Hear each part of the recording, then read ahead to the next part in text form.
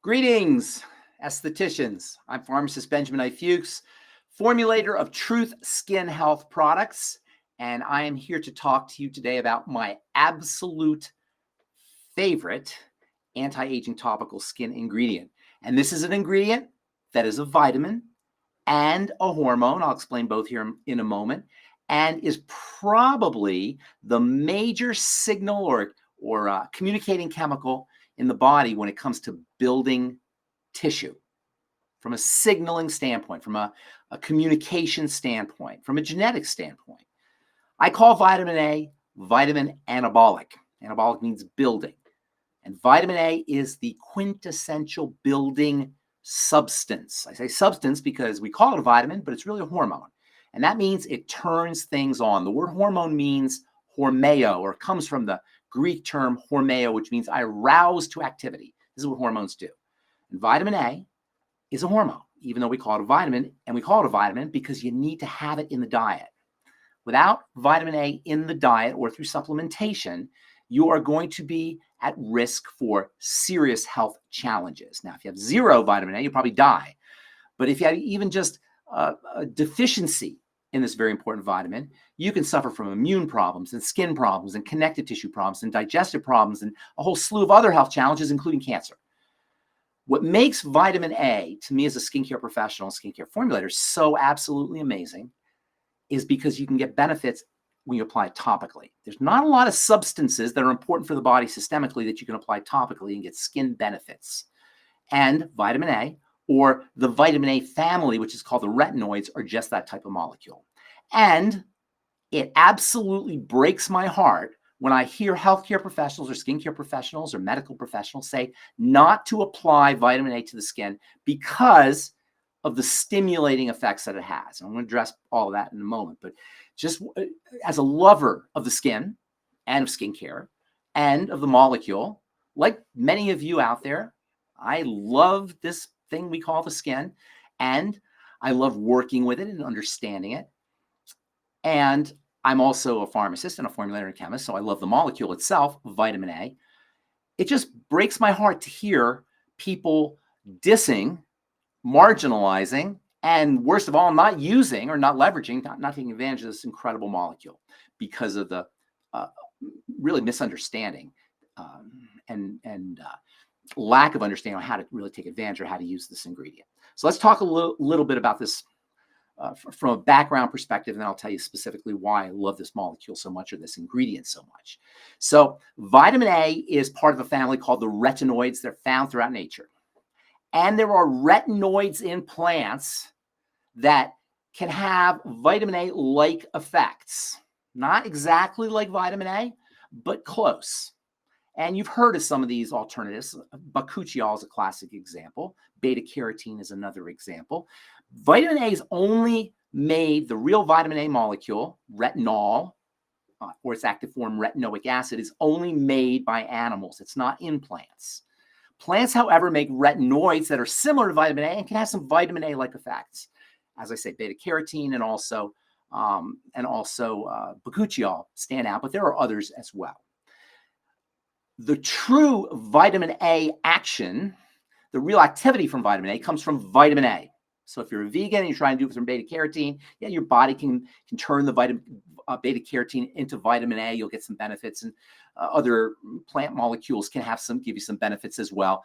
But you're not going to really get the hardcore benefits that you would if you actually supplement it with vitamin A or ate animal foods that contain vitamin A. What makes, as I say, vitamin A so spectacular is that you can use it topically and get benefits. Now, in terms of true vitamin A, there's really only two forms. There's retinol and retinoic acid. There's another form called retinyl palmitate, and that has to get converted into retinol and then retinoic acid. For the most part, it's retinol and retinoic acid, the two main forms of topical vitamin A that give you the really good benefits. What are those benefits? Well, remember, it's vitamin anabolic. So when you put vitamin A, retinol, or retinoic acid, if you get a prescription, retinol is about 100 times weaker than retinoic acid. It gets converted into retinoic acid. If you put retinol or retinoic acid on your skin, one of the things that happens that's so cool is that vitamin A, that retinol, or retinoic acid can actually penetrate, especially if you have a formulation that is designed with transdermal penetration in mind. I'm always designing my formulas with transdermal penetration in mind. Vitamin A, retinol, or retinoic acid is going to penetrate somewhat effectively, but if you can use other strategies, you can enhance the penetration. And because vitamin A, retinol, or retinoic acid needs to be at the level of the fibroblast or the keratinocyte at the bottom of the cell, you really need that transdermal penetration to get a lot of the benefits. There's other benefits you can get superficially, but in order to get the upregulation effects, I'll tell you what those are here in a moment, you got to get to the skin cells themselves. So retinol, retinoic acid are your two basic forms of vitamin A that are going to, topical vitamin A, that are going to give you those effects. Transdermal penetration through the stratum corneum will activate the cells. Superficially, you're going to get exfoliation. You're going to get softness and smoothing to the skin. And because of vitamin A's ability to increase cell turnover to help cells rise from the bottom to the top, you're going to get skin lightening benefits as your skin cells slough off. Importantly, sloughing off of skin cells is not critical to get the vitamin A benefits. And in fact, over time, you don't get the same kind of sloughing that you do when you first started using your retinol or retinoic acid product. Well, I'm just going to say retinol because retinoic acid does require prescription. So superficially, you'll get reconditioning of the skin. You will also get, as I say, sloughing off of pigment. You'll also get sloughing off of any other imperfections on the skin as well. In fact, splinters and bug bites will improve. Splinters will rise to the top. The venom from a bug bite will rise to the top by virtue of this benefit that retinol and retinoic acid, or retinol have, I'll just say retinol, will have in terms of improving cell turnover and pulling everything up. That's kind of a cool little added benefit. So superficially, you're going to have benefits in terms of the keratinocyte and the fibroblast. You're also going to get really important benefits. Most importantly, you're going to get upregulation at the genetic level. Vitamin A has genetic properties. It's like an epigenetic factor, meaning it turns on genes. It has an impact on genes. Sit with that for a second. That is super cool. What that means is you can apply something topically on the skin and change the very genetics of your skin cells through topical application in a health benefit way, in a beauty benefit way, because you're going to be upregulating the production of various proteins and moisture factors and collagen and thickening the connective tissue. You're going to be supporting the tissue. It's a health strategy. It's a health protocol. It's not just beauty. You're going to be supporting the strength of the connective tissue called the skin, or called the dermis. Now, importantly, under conditions of vitamin A deficiency, and many people are going to be deficient in vitamin A simply because we don't eat as well as we should be eating. And if you're vegetarian or vegan, as I said earlier, almost certainly you're going to be deficient in real vitamin A. You can actually get vitamin A benefits that you wouldn't be getting otherwise, as the vitamin A from your skin is rerouted to the central part of the body. So you can actually bypass, or at least improve, some of the symptoms of vitamin A deficiency that show up on the skin because of poor diet, poor dietary strategies, or malabsorption for that matter, because vitamin A requires healthy gallbladder, liver, intestine, probiotics, or gut bacteria. A lot of factors have to be in place for you to absorb your vitamin A, as well as your other fats and fatty vitamins, and you can bypass some of the problems associated with either deficiency or malabsorption through topical application. Super cool. Also, vitamin A has some extra benefits that you wouldn't think about. Retinol, that is, applied topically. For one thing, it's anti-cancer. It reduces some of the inflammatory factors associated with cancer. That's pretty cool. It also can help get rid of pre-skin cancerous lesions, actinic keratoses, they call them. It's one of the best treatments for actinic keratoses. I said previously that it's great for hyperpigmentation. It also has an ability to turn on the movement, or better, perhaps I'll rephrase that a little bit more accurately, normalize the growth and the movement of cells from the bottom to the top, keratinocytes towards the top. The movement of keratinocytes from the bottom to the top is tightly controlled and regulated, and under conditions of inflammation, nutritional deficiency, sometimes that gets out of whack, and this is where clogged pores come from. Clogged pores are not caused by products. They're caused by rapid division of cells inside follicles, oftentimes, not always, but oftentimes secondary to vitamin A deficiency and nutrient deficiency and inflammation, etc.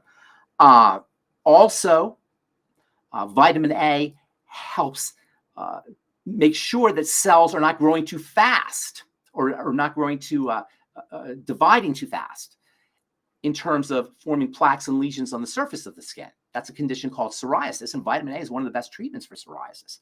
Retinoids treat psoriasis, all by virtue of the fact that they stabilize or normalize the movement of keratinocyte skin cells from the bottom to the top, from the basal layer to the stratum corneum.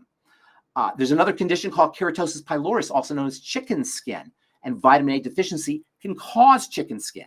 Using vitamin A internally, as well as retinol topically, can help with keratosis pylorus. It's anti-cancer, as I mentioned, not just in terms of actinic keratosis, but also in terms of reducing the inflammatory factors that are associated with cancer. And this gets me to the really important point, and that is why such a dismissive attitude towards retinol? Well, it's because of the inflammation that it causes. Now, first of all, a lot of times when people have a severe inflammatory response to retinol, they're predisposed by virtue of toxicity that's getting into the bloodstream through a leaky gut, inflammatory factors and such.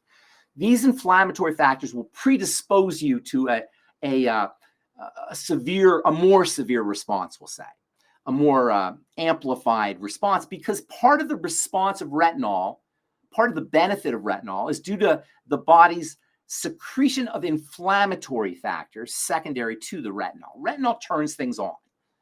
And so inflammation and inflammatory factors are associated with topical application of retinol, cytokines and interleukins, these various inflammatory factors. And so people feel like it may be a problem. Well, listen, we have to rethink the idea of inflammatory factors and inflammation, because as it turns out, the same inflammatory factors that are secreted in response to topical retinol are secreted when you lift weights or when you run or when you exercise. They're part of the body's response to what we call exercise. And in that way, topical application of retinol is like exercising your skin.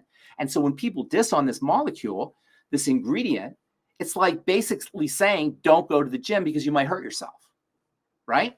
So when I think of this ingredient, and I think of how people misunderstand it or have this fear of it, including healthcare professionals, I feel like we're missing a powerful, powerful strategy and ingredient that can help make really important and dramatic differences on our client's skin, not just in terms of their cosmetic appearance, but also in terms of their health.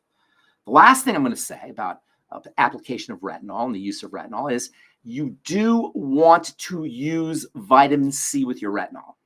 Vitamin C can help mitigate some of the toxicity that's associated with topical application of retinol, but you want fat-soluble vitamin C.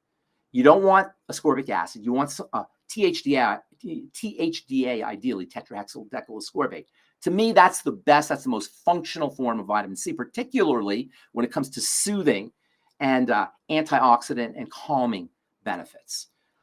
Also, internal nutrition is important always. Taking care of the digestive system, as we alluded to earlier, is going to be important. Please don't sleep on retinol.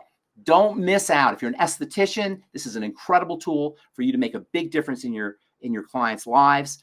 If you're an end user and you happen to be listening to this, please take advantage of this really incredible ingredient. You want to start off slowly and build yourself up. Sometimes people will start off at a 0.3% and work themselves up to a 1. I have a 5% retinol formulation, as many of you know.